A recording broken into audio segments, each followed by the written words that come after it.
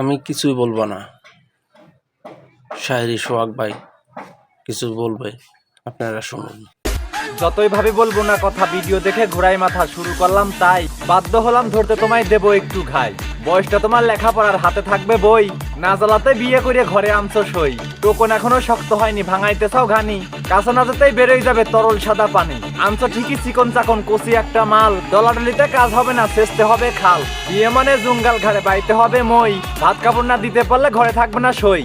কর্ম যদি নাও থাকে তাতে প্রবলেম নাই, এসব ছেলের জন্য এখন আছে একটা উপায়। ইনকামের সোর্স না থাকলেও বউ আনবে ঘরে, বাজারে তুলবে নিজের বউকে, শরীর দেখবে পরে। শাড়ি চুড়ি কিনতে কিনতে চোখে দেখবে ঝাপসা, কাজ করতে পারবে না সে বউ দিয়ে করবে ব্যবসা। বউ দিয়ে সে ব্যবসা করবে ভেবেই রাখছে কবে, যে কোনো এক সিস্টেম দিয়ে শুরু করতে হবে। নতুন বউকে ক্যামেরার সামনে জব্দ করিয়ে ধরে, সোশ্যাল মিডিয়ায় ভাইরাল হতে অশ্লীলতা করে। ভিডিও দেখে খারাপ বললেও তাতে তারা খুশি, বউ দিয়ে যে ভিডিও বানালে টাকা পাওয়া যায় বেশি। তাই তো তারা সস্তা নারী রাখিয়া তাদের পাশে, ক্যামেরার সামনে নষ্টামি করে মিটমিটাইয়া হাসে। বউয়ের শরীর প্রদর্শন করে ক্যামেরার সামনে ধরে, কাপল ব্লগ নামে তারা অশ্লীলতা করে।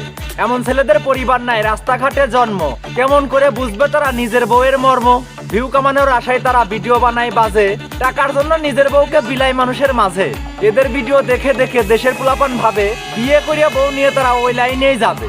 বউয়ের শরীর বিলিয়ে তারা কিছু টাকা পায়, ওই টাকা দিয়ে সাহেব সেজে বসে বসে খায়। নিজের বউয়ের সম্মান বিলায় নাই তো এদের বুঝ, এরা হলো এই সমাজের লজ্জাহীনা পুরুষ। এদের সাথে সঙ্গ দিচ্ছে যে সমস্ত বউ, আসলে তারা ছন্ন ছাড়া পরিবারে নাই কেউ।